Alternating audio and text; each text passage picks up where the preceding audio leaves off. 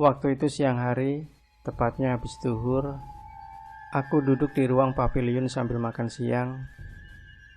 Aku memang tidak suka makan di ruang makan, lebih suka makan di ruang depan pavilion sambil melihat keluar, yang kadang-kadang ada orang lewat. Dari jendela yang terbuka, aku melihat becak membawa begitu banyak barang, berhenti di halaman lurus depan jendela. Jarak dari tempatku duduk sekitar 50 meter. Aku berdiri agar semakin jelas melihat becak itu. Seorang perempuan berkebaya hijau pupus, bertubuh semampai, langsing dan padat turun dari becak dan melanjutkan jalan ke arah timur dengan jalan kaki. Becak itu mengikuti di belakangnya. Mereka terus ke arah timur hingga tak terlihat olehku. Zaman sekarang kok ada yang orang pakai kebaya? Apa dia jadi penerima tamu pernikahan? Aku hanya memperhatikan tanpa maksud untuk mendekatinya.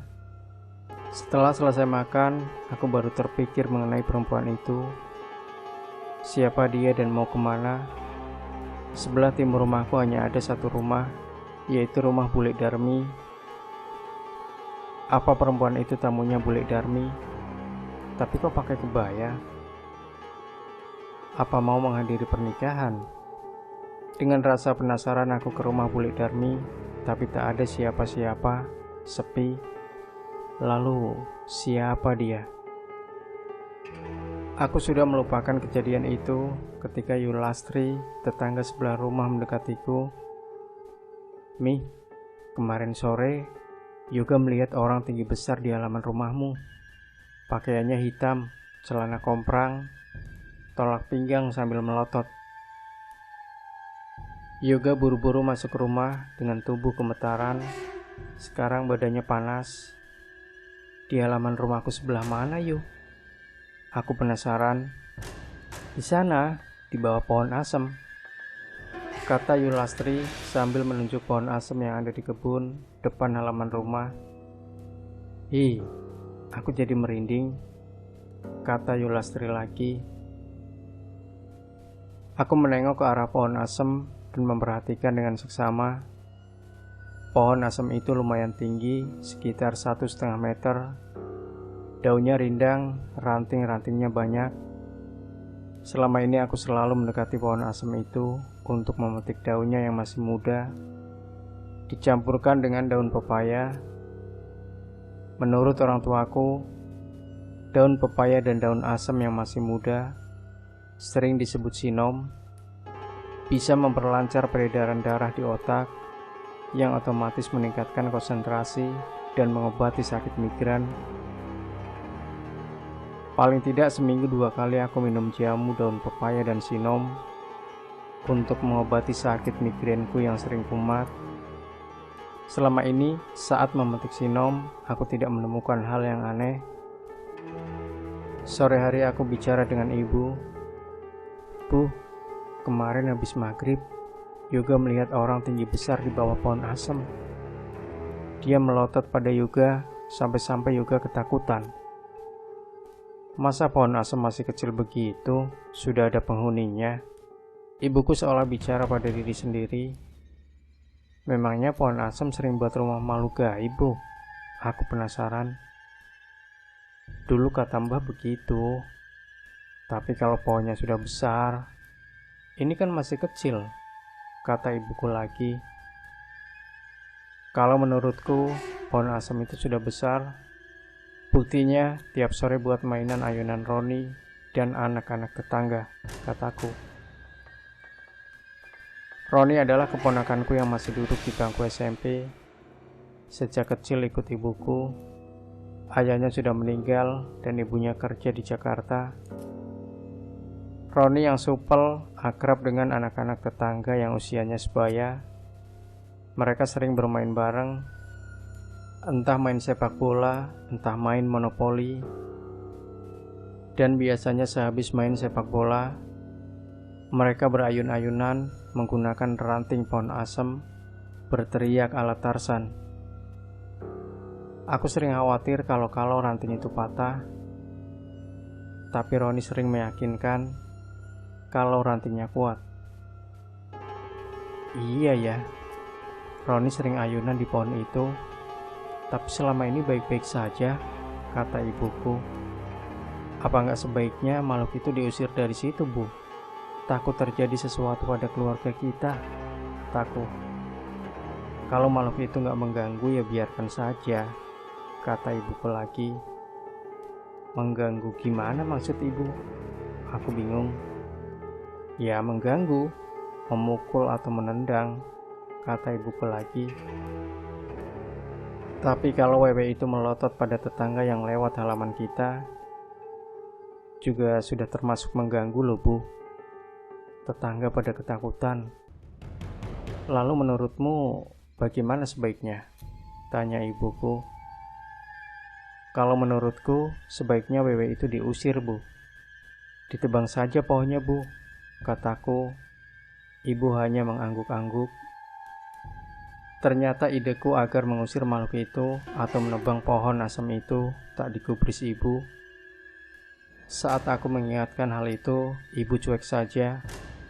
Saat aku sedang membujuk ibu agar penebang pohon asam itu, tetangga belakang yang melintas di samping rumah dan melihat kami sedang ngobrol segera menghampiri kami.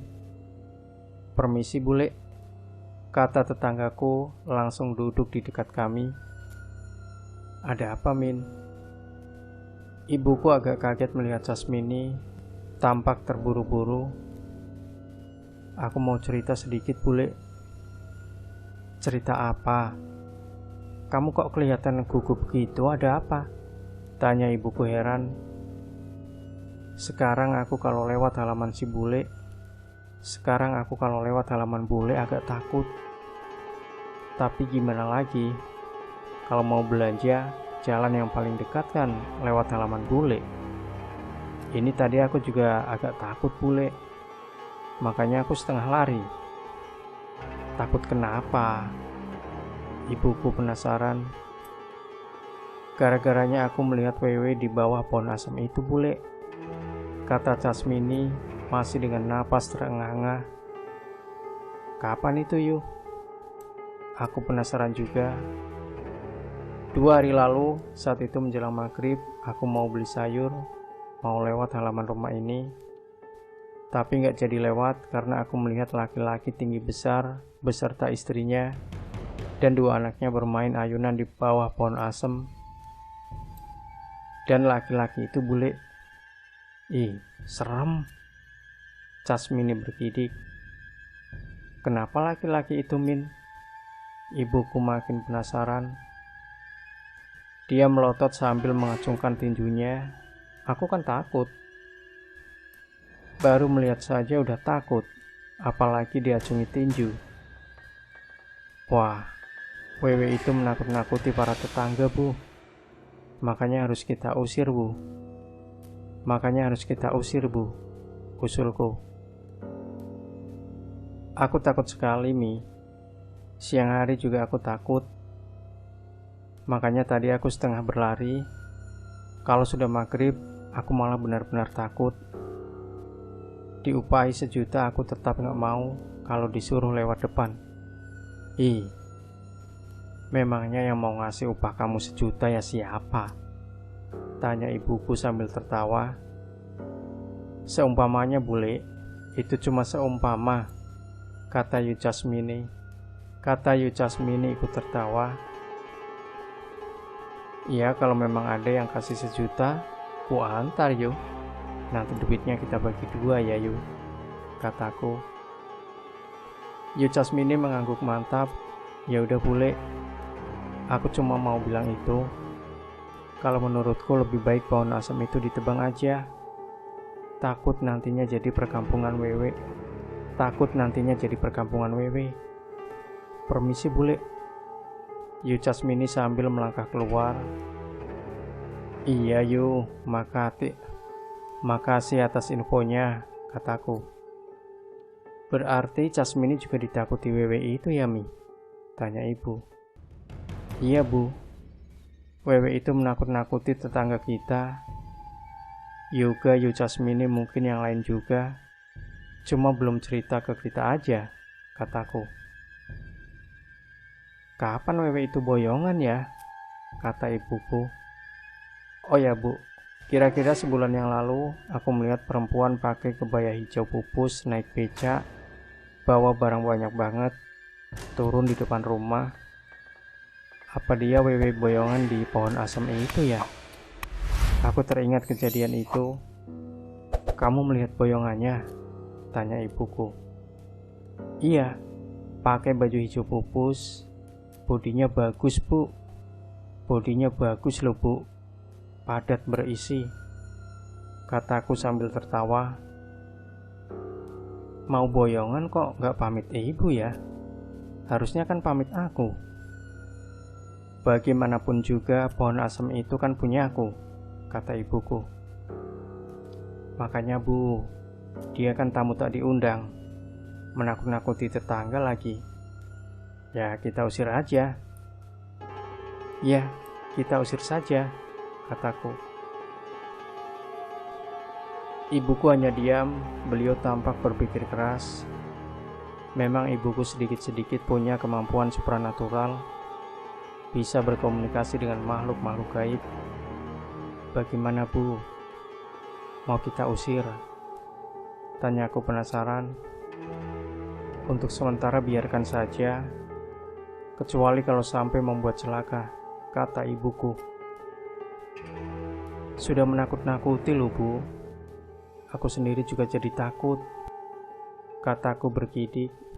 Biarkan saja dulu. Dia kan butuh tempat tinggal juga. Kata ibuku. Waduh, ini alamat aku hidup berdampingan dengan Wewe deh. Amit-amit, takut deh. Tapi gimana lagi, ibuku tak mau mengusirnya. Sejak itu halaman rumahku jadi sepi. Tetangga yang biasa lewat depan rumah pada ketakutan. Mereka memilih lewat jalan lain. Aku juga ikut-ikutan takut. Kalau mau memetik sinom, menunggu saat Roni dan teman-temannya bermain di pohon itu. Kalau sendirian, serem juga. Takutnya kalau aku memetik daun, ada yang mencengkram tanganku atau mendorongku. Aku tak akan bisa melihat mereka, sementara mereka melihatku. Tengah malam aku terbangun karena suara berisik di halaman. Suaranya sama dengan suara Vino, cucunya Bulik Darmi. Tapi kenapa berisik sekali? Dari suaranya seperti lebih dari 2 anak. Siapa saja ya? Ada rasa penasaran, tapi rasa kantukku yang benar-benar berat mengurungkan niatku untuk keluar melihat mereka. Mungkin Vino pulang dari pasar malam. Kebetulan ada pasar malam di desa sebelah. Pagi harinya aku menanyakan hal itu pada Vino. Vino menjawab kalau tadi malam tidur dari sore dan tidak ke pasar malam. Hal itu dimantapkan oleh ibunya, Indri. Lalu siapa yang semalam ramai? Indri malah menduga kalau yang ramai Roni dan teman-temannya. Tapi Roni sudah tidur dari jam 9 malam. Lalu siapa? Kata ibuku, keluarga Wewe itu ternyata keluargaku dan keluarga Bulik Darmi terganggu dengan suara berisik semalam. Masih banyak kejadian-kejadian mengenai keluarga Wewe itu. Yang sering Wewe itu menakuti tetanggaku. Namun kejadian itu tak membuatku bisa membujuk ibu agar mengusir keluarga Wewe itu. Prinsip ibuku, kalau tidak mengganggu, tidak akan diusir. Roni tidak terusik dengan kabar para tetangga yang melihat Wewe di pohon asem. Dia enjoy-enjoy aja. Tetapi bermain ayunan dengan asiknya. Tetap bermain ayunan dengan asiknya. Justru aku yang ketar-ketir, takut terjadi sesuatu pada Roni dan teman-temannya. Waktu itu aku menasihati Roni. Roni, jangan bermain di sana lagi. Kamu tahu ada Wewe kan? Takut terjadi sesuatu padamu atau yang lain. Tenang saja, Bule. Wewe itu gak mungkin berani macem-macem sama aku, kata Roni penuh percaya diri. Kok kamu begitu yakin? Apa alasanmu? Aku penasaran. Kan pohon asem itu punya Mbah Putri. Aku kan cucunya, jawab Roni lagi. Pohon asem itu memang punya Mbah Putri, tapi siapa tahu Wewe itu merasa itu rumahnya. Bisa saja dia merasa terganggu, jawabku lagi. Tenang bule, Wewe itu gak bakalan menggangguku, tenang, kata Roni dengan sombongnya. Memang Roni punya sifat agak sombong, rasa percaya dirinya terlalu tinggi. Untuk sementara, kami mengacuhkan pohon asem itu. Sebenarnya aku secara pribadi tak berhenti memikirkan keberadaan Wewe di pohon asem itu.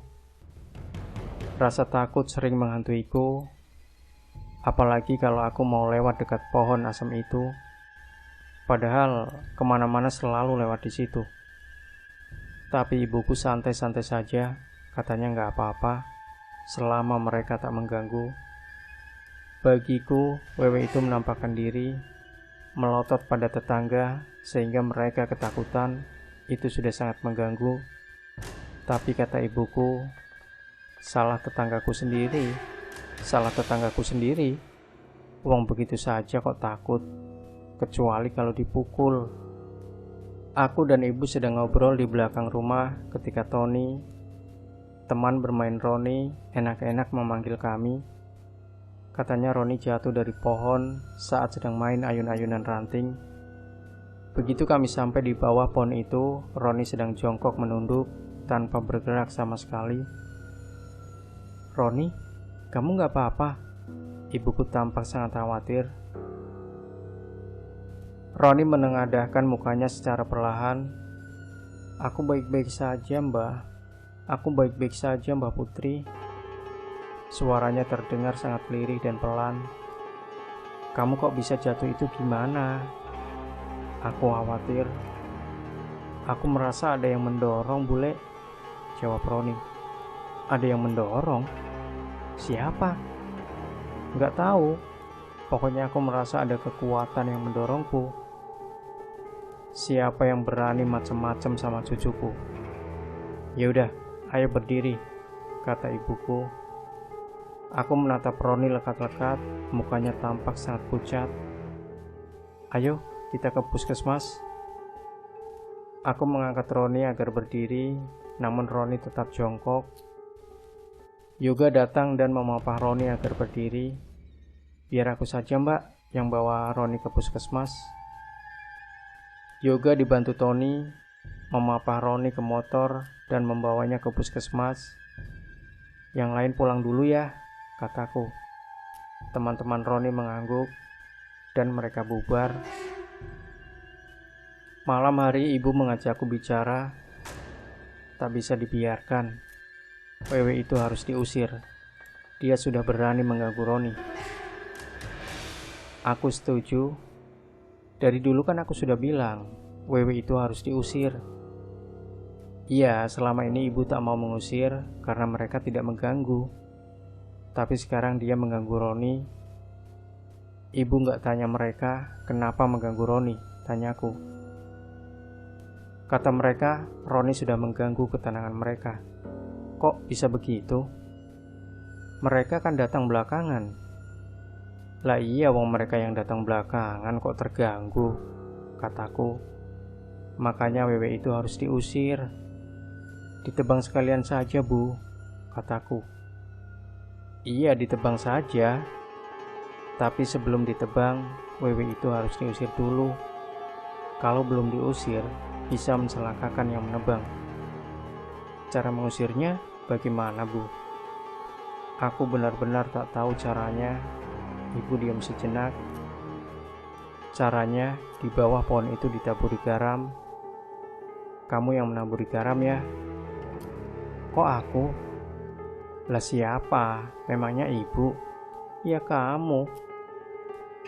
Waduh, kenapa harus aku?